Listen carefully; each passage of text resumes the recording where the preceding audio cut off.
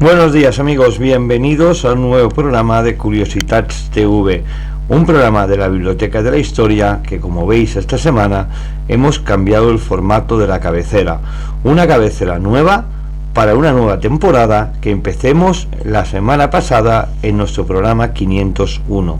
Hoy estrenamos el segundo programa de esta temporada, el 502 programas con todos vosotros aquí en Curiositats TV.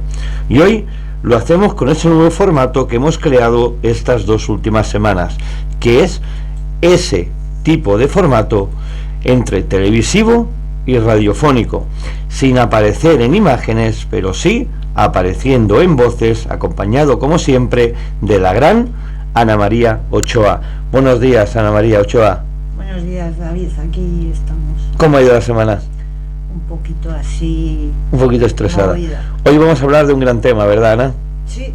Vale, hoy hablamos de un personaje que ha creado una guerra que nos ha llevado a la miseria a nivel económico, que ha hecho que los precios de todo, absolutamente de todo, sobre todo el gas, el petróleo, la luz, el agua e incluso los alimentos se hayan subido, se hayan disparado casi al doble en comparación a este periodo de guerra que llevamos desde el momento que este personaje, que todos sabéis de quién estamos hablando, de Vladimir Putin, invadiera Ucrania. Pues lo dicho amigos, hoy en nuestra máquina de la historia viajaremos no a una época ni a una fecha exacta como estáis acostumbrados.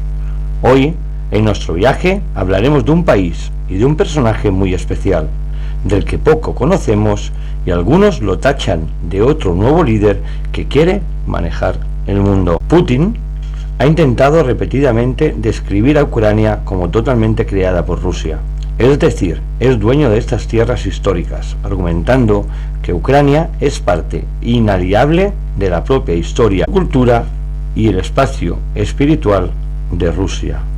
Pero para empezar este programa 502 empecemos desde el principio. Vamos a empezar por el principio, al este de Rusia y el oeste de la Comunidad Europea, y en el centro de un país que es Ucrania, que lleva desde el 2014 en guerra con la antigua Unión Soviética, o lo que se conoce ahora por Rusia.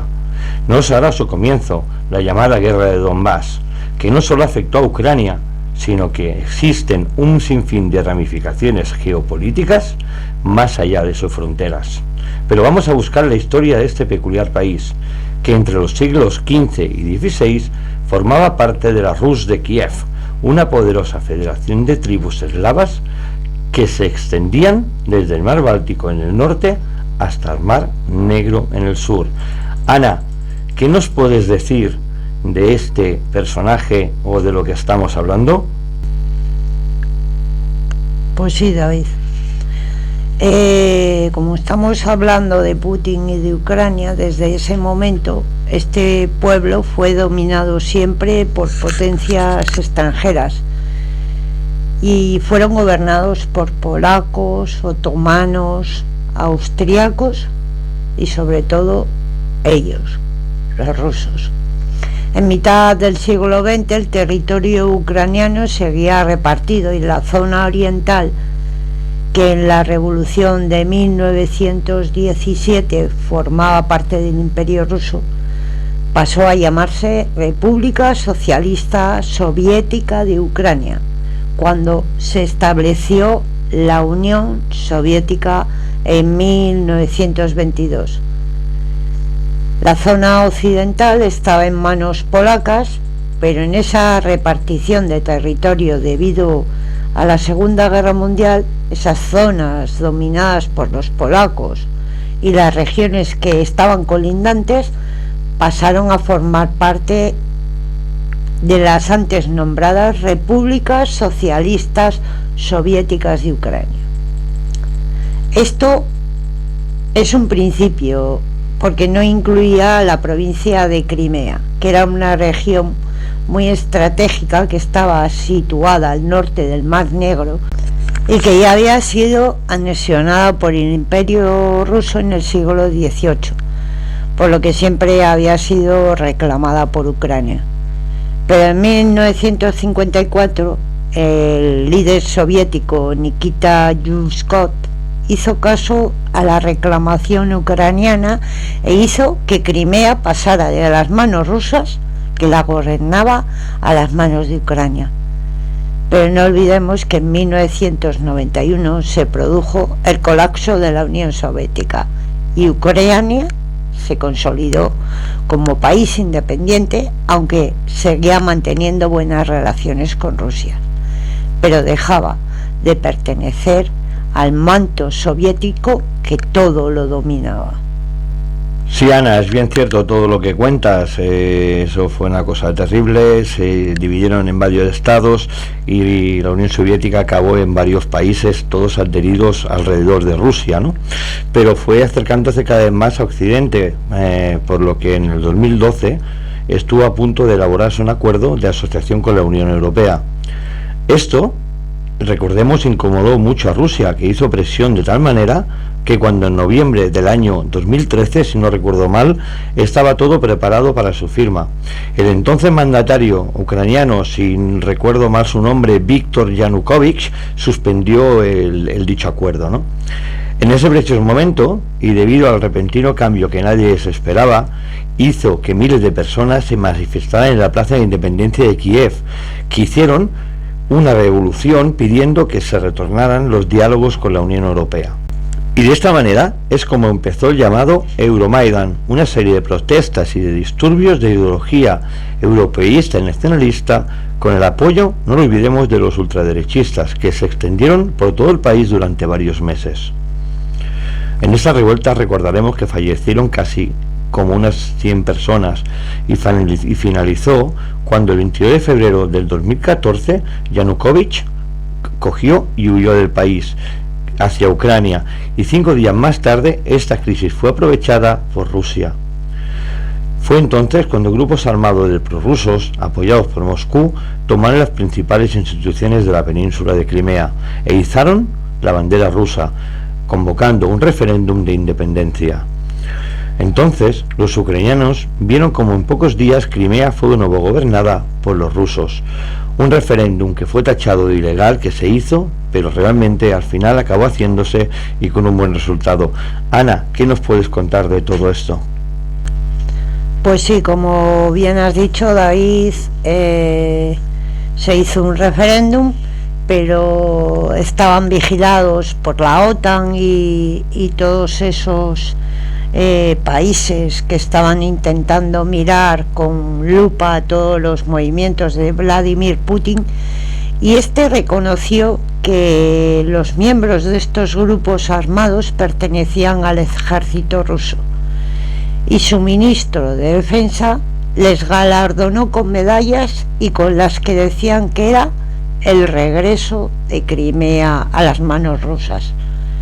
Esto marcó un punto crítico entre Rusia y Occidente, y por ese motivo Rusia fue expulsada de G8.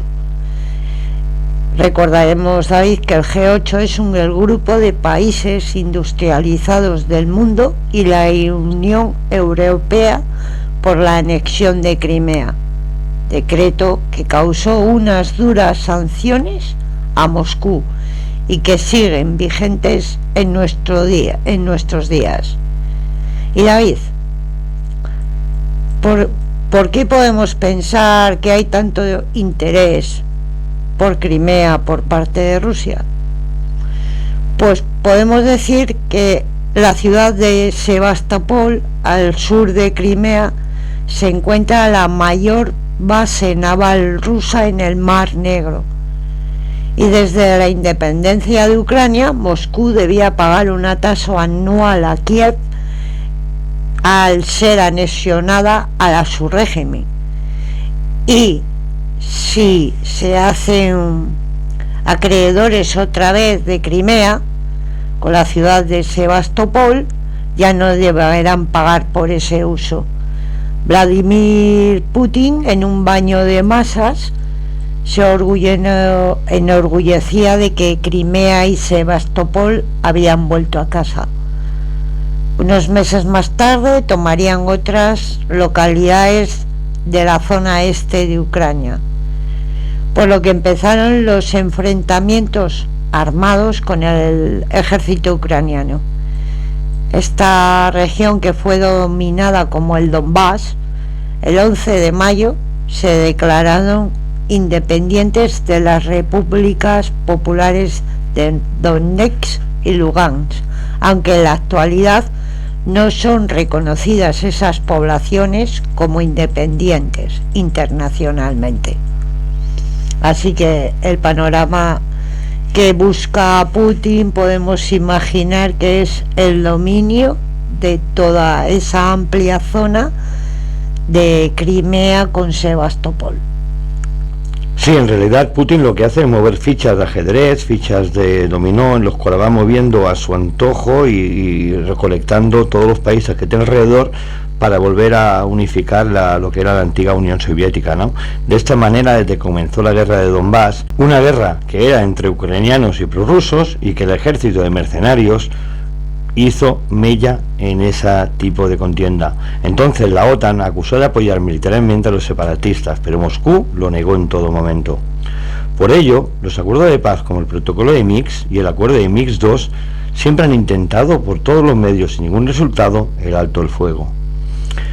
Recordaremos que las diferentes naciones que forman parte de ese tratado, Ucrania, Rusia, Alemania, Francia, representantes para la seguridad y cooperación en Europa y los representantes de las llamadas repúblicas populares de Donetsk y Lugansk, han participado en estas conversaciones, sin ningún resultado, para poner fin al conflicto que sigue asolando al este de Ucrania.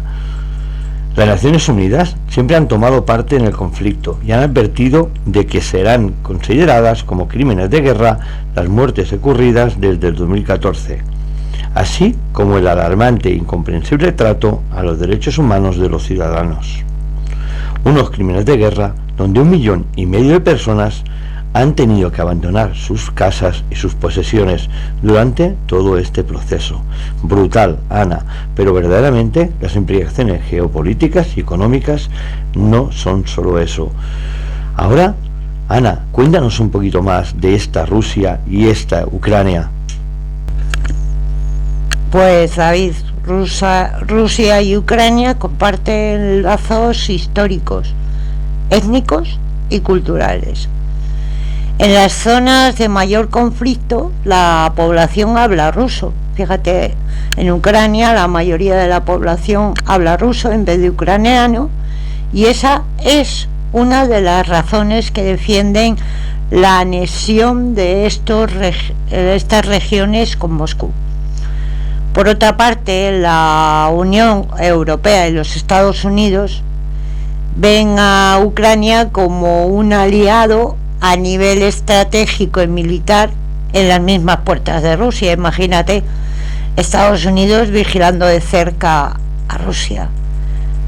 Esto es precisamente lo que quiere evitar Putin a toda costa, evidentemente. En el 2008 la OTAN, con los Estados Unidos en su cabeza, prometieron que Ucrania y Georgia, otra república soviética, serían admitidos en la Alianza Atlántica.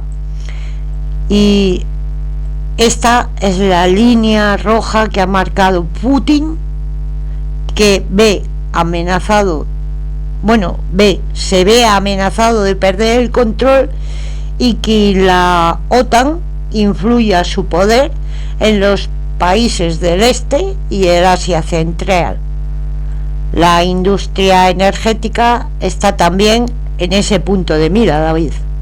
Bueno, no solamente está en el punto de mira el gas y todo eso, ¿no? También está en el punto de mira todos los cereales. Hemos visto esta semana las noticias de que no se quieren que vengan los cereales de Ucrania ni de Rusia. Están cortando todos los gasoductos, están encareciendo los productos, como hemos dicho al principio del programa, de todas las existencias que hay que vienen de esa parte. Es verdad que Putin ve a Ucrania como un aliado en vez de un enemigo, porque si lo ve como un enemigo tendría la OTAN en la frente de las puertas de su casa, y evidentemente toda gran parte del gas ruso que llega a Europa lo hace a través de Ucrania, ¿no? Como todos conocemos, a Rusia ha construido un enorme gasoducto entre sus territorios y Alemania llamado Nord Stream 2, y actualmente este proyecto se encuentra bloqueado por Alemania y la Unión Europea, que es lo que estábamos diciendo, porque temen claramente que Rusia presione a Ucrania con el gasoducto, como ya hemos visto. Pero con la abertura del citado Nord Stream 2 lo haría directamente en Alemania desde Moscú, por lo que Ucrania perdería la suma elevada de millones cada año de este valioso material, ¿no? Según su líder actual, Vladimir Zelensky, lo atribuye a un arma geopolítica creada por el Kremlin para asegurarse que ya no había paso de gas por Ucrania y así tener la excusa perfecta para atacar a Ucrania por parte de Rusia. Pero el bloqueo de este gasoducto no solo está perjudicando a Rusia, sino también a Europa, que necesita ese gas y ha visto como los precios, como hemos dicho, han ascendido y se han disparado.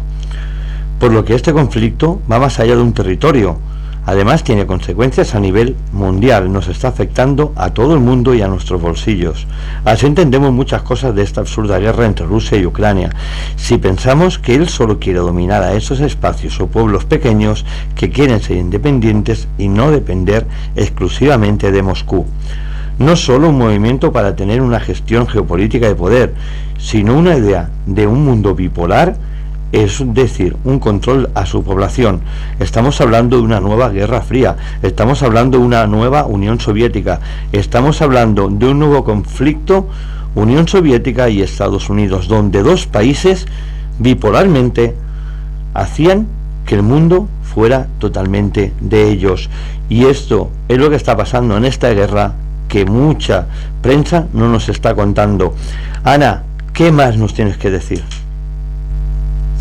Así es, David, pues como bien dices, Putin está actuando ya como si esto fuera una guerra santa. Todos estamos sufriendo con ese conflicto, y más desde que el pasado viernes 4 de marzo del 2022 las tropas rusas bombardearon una central nuclear para finalmente hacerse con ella. Todos verdaderamente nos pusimos la mano en la cabeza cuando esto sucedió, porque nos esperábamos otro Chernobyl, que pensábamos que esto volvía a ocurrir. Ante esta guerra de intereses ideológicos y económicos entre dos naciones, que depende de cómo se tuerzan las cosas, podemos llegar, como bien dices, a una tercera guerra mundial. Pero en fin, David, esperemos que se solucione pronto y esto acabe por el bien de la humanidad, de nuestros hijos, porque no vamos a dejar un bonito futuro a nuestros nietos. Pero va más allá el origen de todo esto, y debemos situarnos entre la Guerra Fría entre Estados Unidos y la antigua URSS. O sea, debemos volver hacia atrás, hacia el pasado, y situarnos ahí, en esa Guerra Fría. Pues sí, como tú bien dices, Ana, ese 4 de marzo de 2022 nos llevó a un extremo muy fuerte. Muchos temíamos que ese Chernóbil estuviera mucho más cerca. Yo personalmente me asusté mucho cuando empezó todo el tema de la guerra, cuando vi aquellas brutales imágenes de aquellos tanques pasando por encima de los ciudadanos y los coches sin importarles matar a nadie, esos soldados entrando en un ayuntamiento llevándose a la alcaldesa vilmente delante de todo el mundo a plena luz del día, esa periodista que ha sido expulsada de su medio de comunicación por decir no a la guerra. Yo me asusté muchísimo porque me recordó, como decíamos, a cosas del pasado. Sí, yo también, David, me asusté bastante cuando vi circular trenes, mercancías por delante de mi casa de tanques, y veías cazas en el cielo aquí en Tarragona. veías cómo circulaban esos trenes con tanques encima. Sí, da miedo, es verdad. Los que vivimos aquí en Tarragona hemos visto trenes cargados de tanques, hemos visto aviones cazas por el cielo que no nos han explicado nunca dónde iban y lo que hacían. Seguramente se estaban preparando para una tercera guerra, evidentemente. Daros cuenta que ahora mismo hemos recibido todos en los teléfonos, Ana, tú a ti también te ha llegado, porque te llegó delante mío, un simulacro de emergencia del gobierno. Esto no se había hecho nunca en España y eso me está dando muy mala espina, y yo que soy muy mal pensado, dicen que a veces piensa mal y acertarás, ¿no? Pero bueno, dejemos ahora nuestras suposiciones, nuestras inducciones o lo que pensamos, y empecemos desde el principio de esta historia, que seguramente algunos datos nos llegarán asombrando, ¿verdad, Ana?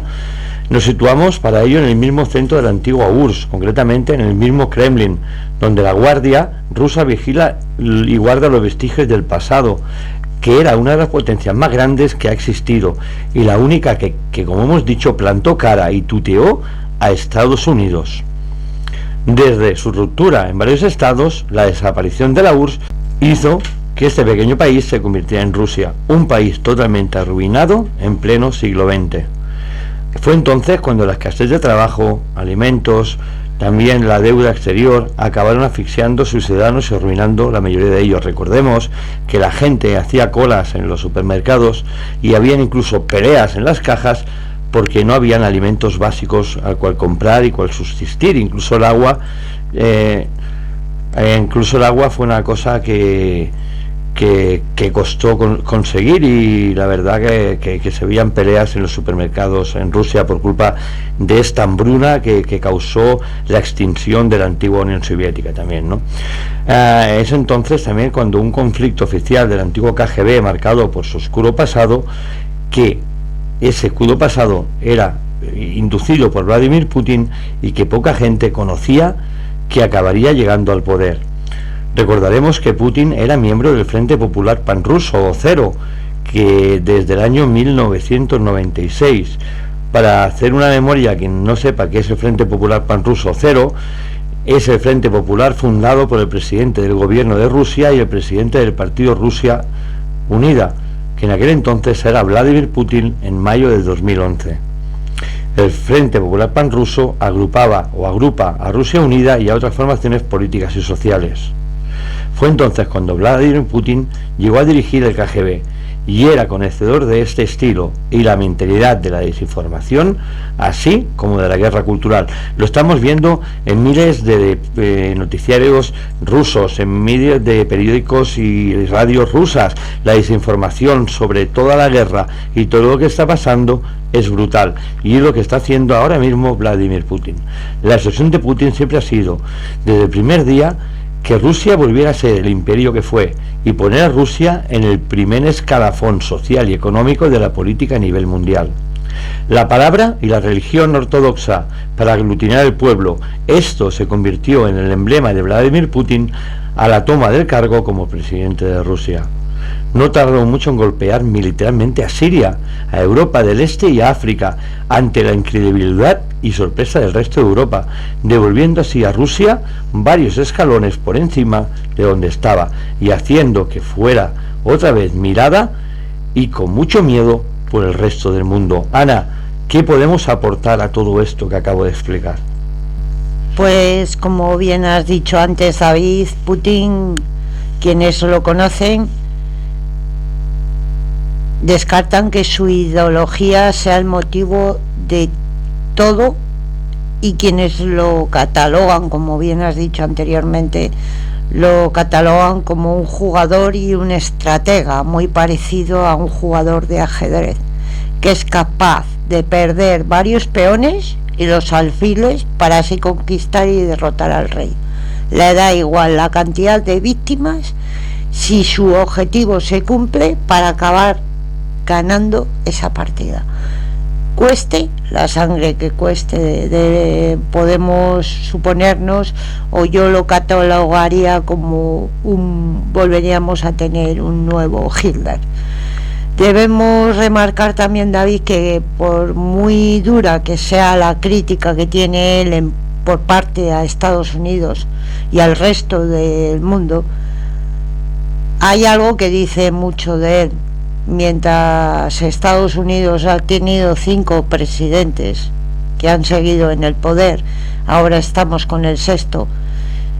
Este hecho él sigue estando en el poder.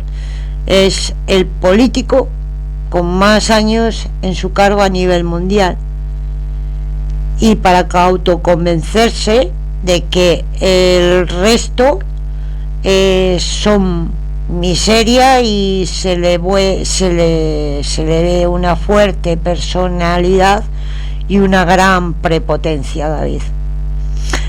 Putin no cree en los discursos enmarcados de bonito, en discursos democráticos. Él se basa en el pragmatismo y en la eficiencia. Todos hemos visto en los telediarios cómo tiene las salas llenas de líderes, de soldados, hasta de líderes ortodoxos, y ahí está, impoluto. La gente aplaude por miedo, lo hemos visto cómo levanta las manos para que y de hecho es capaz de poner en ridículo, como ya hemos visto, a grandes líderes que eran manos derechas de él. Solo hubo un líder en el mundo que le superó en años en su cargo, y ese fue Stalin. Y él está en la línea, rozando la línea para superar hasta el propio Stalin. O sea que ya sabéis que el mandatario este es un prepotente, pero sabe dónde está pisando.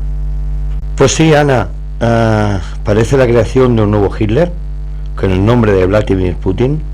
Yo tengo mucho miedo actualmente, porque dicen que se le ha detectado un cáncer terminal, y puede ser que este sea objeto de que no le dé miedo apretar el botón rojo, ¿no?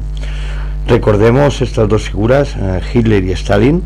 Hitler no hace falta recordar mucho de lo que hizo, un gran asesino de masas, pero se alió con Stalin para invadir Polonia, y Stalin tenía cosas excéntricas, muy excéntricas, Joseph Stalin, que hemos destacado aquí en el programa muchas veces, como las comidas o las borracheras del poder, que se reunían 2.000 o 3.000 personas para decidir la política del país en plena borrachera, y quien no aplaudía, quien no estaba de acuerdo, se le fusilaba o se le mataba.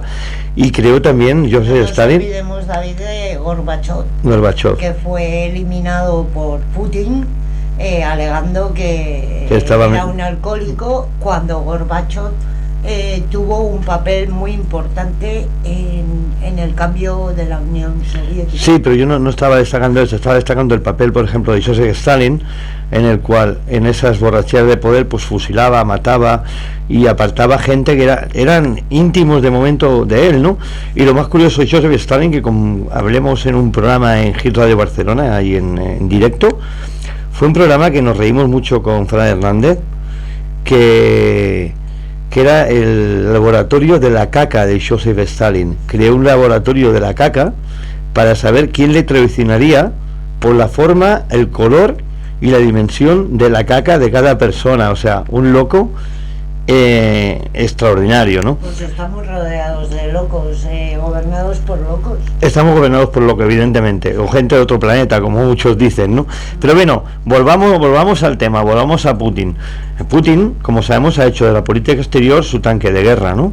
Su ambición en 20 años de política fue siempre restaurar las cenizas que dejaron Lenin y Stalin, los que llevaron a la antigua URSS al primer escalafón mundial. Solo hay que ver en una de sus frases más carismáticas que dijo públicamente: quien no añoraba la Unión Soviética no tiene corazón en su pecho. Pero también añadió que quien desee su regreso tampoco tiene cerebro. Dos frases, Ana, totalmente contradictorias, salidas de la boca del mismo hombre. ¿A qué se refería Putin al decir eso? Pero regresemos ahora a la caída de la URSS. Cuando esto sucedió, Estados Unidos tomó el poder. un poder financiero a través de las cloacas, colocándose en las embajadas, en las grandes estructuras financieras y colocándose también en el gran comercio y en los bancos rusos. Una estrategia económica sumergida para hacerse con el control político-económico de la antigua Unión Soviética. Uno de estos datos significativos fue la entrega de todas las armas de la antigua URSS tras su rendición por presión política de la Europa occidental. Tras la derrota, Europa, y tras la reunificación de Alemania, acordó que la OTAN no llegaría nunca a las fronteras rusas. Pero las promesas no se cumplieron, Ana, y la OTAN siguió con manos de hierro hacia el este, llegando a Polonia, Hungría, Chechenia, Rumanía, Bulgaria y también a los países bálticos, uniéndose todos al Tratado Atlántico. Ana, ¿qué más nos tienes que decir de Putin? Pues sí, David, la OTAN estaba muy cerca, pero personalmente debo decirte que a mi criterio personal la OTAN no ha sido valiente, ha dejado abandonado al pueblo de Ucrania, está esperando que China mueva ficha, esperando que Estados Unidos vuelva a coger el control. Por eso Putin, al ocurrir todo esto, consideró esto como un asedio y una traición, muy parecido a todo lo que ocurría en la Edad Media. Cogió el ejemplo de invadir y neutralizar a los poblados exteriores para poderlos atacar con más fuerza e incluso destruir ciudades. Este hecho hizo que en febrero del 2007 Putin diera el primer aviso. Lanzó un mensaje de forma furiosa en un foro occidental que se celebraba en Múnich. En sus palabras, acusaba a la OTAN y a sus aliados de querer establecer un solo centro de poder a nivel mundial, gobernado evidentemente por Estados Unidos, donde decía que estaba acompañado por títeres europeos. Muchos se tomaron esta declaración de Putin como un anuncio de una nueva guerra fría. Pero tras las palabras de Putin, la OTAN cogió esa nueva provocación e intervino contra Rusia, en la que el mismo Putin tachó de alta traición al llamar la OTAN a las puertas de Ucrania y Georgia.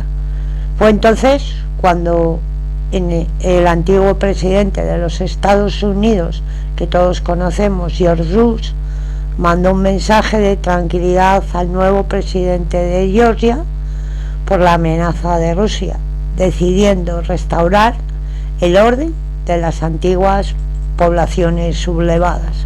Es decir, que Bush quiso poner un poco de calma para que este Putin desatado pararía sus movimientos.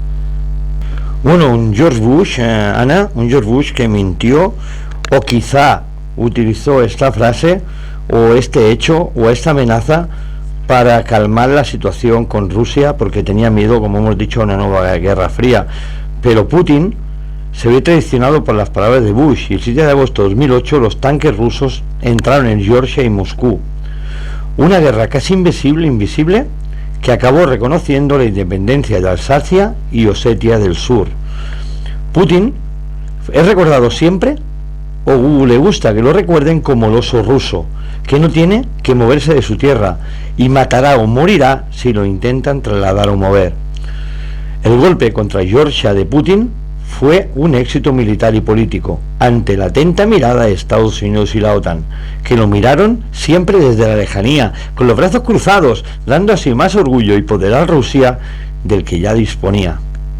Pero con esa estrategia de guerra casi invisible, Putin no tuvo bastante y lanzó otra batalla contra Kiev, en Ucrania, donde se enfrentaron a Moscú y a Occidente. Esta incursión rusa se dio para presionar al gobierno de Ucrania a no entrar en ese tratado atlántico. Tras ese asedio por parte de Rusia en Kiev, el presidente de Ucrania en aquel entonces rehusó a incorporarse a la OTAN. Tenía también un miedo, que era que el puerto de Sebastopol acabara en manos de la OTAN y se establecieran allí una base militar americana. Por ser un lugar estratégico, porque desde allí los barcos podían llegar fácilmente al puerto de Tartus, en Turquía, y que en un futuro serviría a los barcos rusos para introducir a sus tropas allí. Y ese era el miedo de Putin, que ese puerto fuera utilizado por la OTAN y él no pudiera establecer sus tropas en Tartus.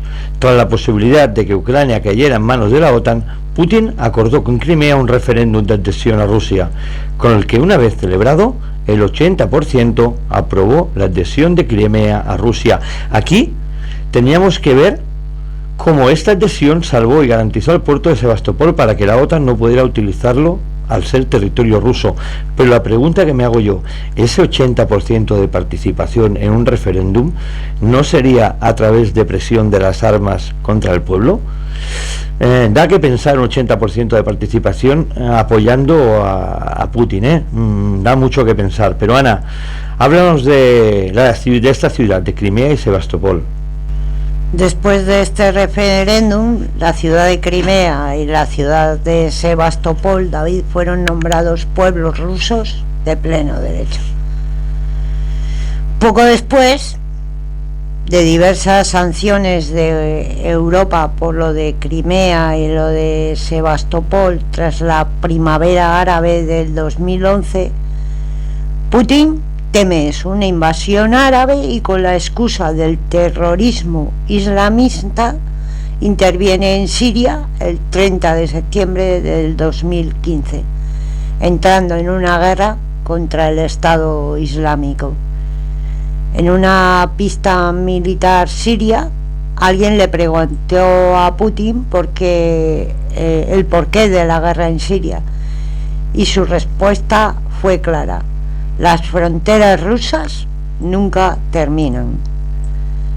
En esta base lanzó un discurso que empezaba diciendo: camaradas, lo más importante para cualquier soldado es su patria, y si algún terrorista lo amenaza, haya que acabar con él.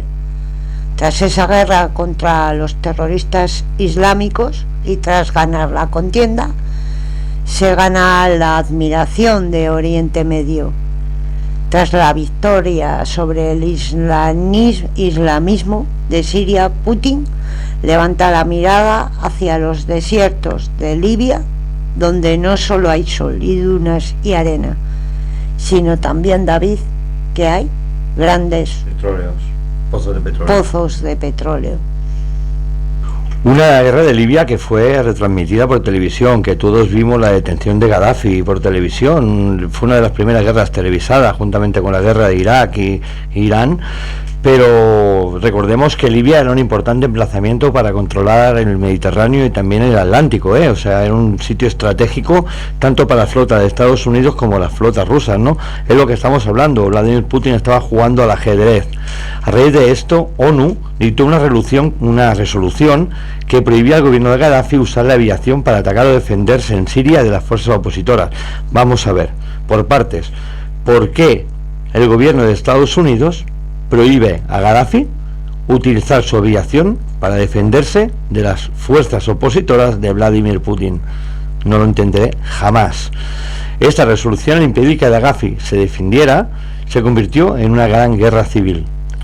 Pero finalmente, el 19 de marzo de 2011, las tropas de Francia, Inglaterra y Europa invaden Libia para derrotar a Gaddafi, rompiendo así la misma resolución de Estados Unidos.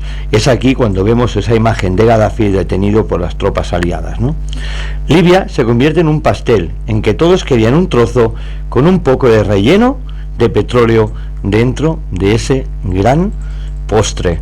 Putin, como importante estratega, ve como prioridad tener las suficientes voces para que se le escuche en la ONU y se saca de la manga una cima entre Rusia y África, la que la última consta de 45 países, o lo que es lo mismo, 45 voces dentro de la ONU. Fue un intercambio casi de cromos, la cosa está clara, que hace tirar de los pelos a toda Europa, cambiando armas por apoyos en la ONU y permisos de explotación minera. Este trato es conocido mundialmente e históricamente como el Tratado de los Diamantes de Sangre. Cada uno tenía lo que quería. Vladimir Putin los diamantes y los africanos, pues las armas y todo lo que conllevaba al armamento, ¿no? Pero Putin no solo ataca al enemigo, sino a todo aquel que se opone a su régimen. Recordemos, por ejemplo, un hecho muy curioso, que el día 29 de julio de 2018, 3 periodistas rusos, Okhlan Desval, Alexander Razgoyev y Kirill Radchenko, mientras trabajaba en un reportaje dentro de la República Centroafricana, tras sufrir una emboscada, fueron asesinados y acribillados a tiros. El 27 de septiembre de 2020, Azerbaiyán emprendió la operación Puño de Acero. Azerbaiyán en aquel momento era rico en petróleo y recibe de Turquía drones militares, armas, accesorios de combate, tecnología y mercenarios sirios. Esta nueva máquina de guerra armada por Turquía fuerza la rendición de Armenia después de 45 días de unas batallas brutales. Durante esos 45 días hubieron ni nada más ni nada menos que 5.000 muertos, Ana. Esta victoria de Turquía no le hizo mucha gracia a Putin, el que no le hace gracia tener a los turcos tan cerca. Putin es como ese niño de colegio, que golpea antes que le peguen, ataca antes de ser atacado, y esto hace que Europa y Estados Unidos empiecen a tener mucho miedo a una nueva guerra fría. Nadie sabe, como buen estratega que es, qué ficha va a mover y cuántos peones dejará morir para cazar finalmente al rey y dar partida a un jaque mate a su favor, pues nunca aceptaría una derrota y ni siquiera unas tablas. El último episodio de Putin lo estamos viviendo en directo y televisado minuto a minuto. Tristemente vemos los centenares de muertos, esos niños, esas mujeres, esa gente de la calle que no tiene poder militar, que no son nada más que civiles, gente como usted, como yo, que simplemente intenten sobrevivir al trabajo y a la miseria, y que son asaltados por miles de misiles que vienen desde Rusia, donde destrozan sus hogares y destrozan su vida para siempre. ¿Hasta dónde llegará Putin? ¿Qué fichas moverá? ¿Nos llevará a todos a la partida de su tablero de ajedrez? ¿Será este el último de su movimiento? ¿Se acabará como Hitler, como hemos dicho antes? Es la historia de Putin, un desconocido líder de la KGB que está jugando verdaderamente a lo que él le gusta, a ser el oso ruso, un oso ruso en el cual defiende su territorio y su camada a muerte, cueste la sangre que cueste, y prefiere morir que abandonar el país. Y desde aquí, desde Curiositats Televisión, junto a Ana María Ochoa, hoy hemos hablado de este político extravagante, ese político neoliberal, ese político que le da igual morir que vivir, siempre que su objetivo se cumpla. Vladimir Putin. Quizá con este reportaje entendamos un poquito más esta guerra ya mundial que nos está asolando. Ana, gracias por estar aquí una semana más, gracias por estar en Curiositats TV. Como siempre te digo, este cambio del programa y esta nueva programación que estamos haciendo y esta nueva temporada, sin ti hubiera sido posible. Y quiero darte las gracias de parte de un servidor, de David Flor, de todo el equipo técnico que tenemos detrás de nuestras pantallas, en el cual nos cuadran imágenes y también los sonidos, que gracias a ellos Curiositats TV es cada día más grande y este programa va avanzando lentamente pero fijamente. Gracias, Ana, por estar aquí en nuestras cámaras y delante de nuestros suscriptores. Gracias a ti, David, porque haces un trabajo excelente.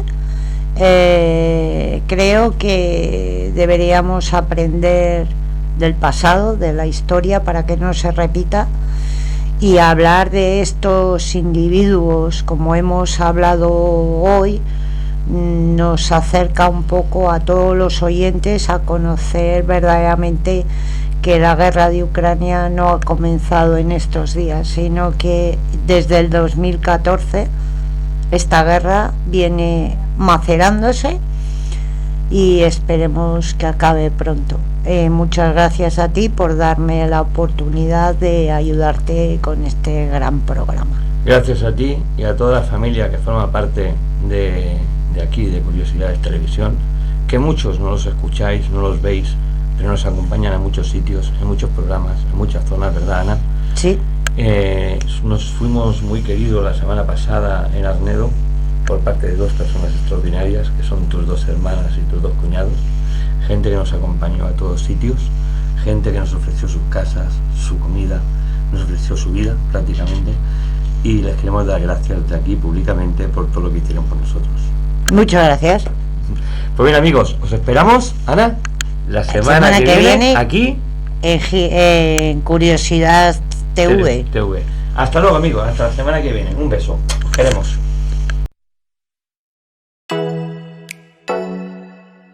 Oh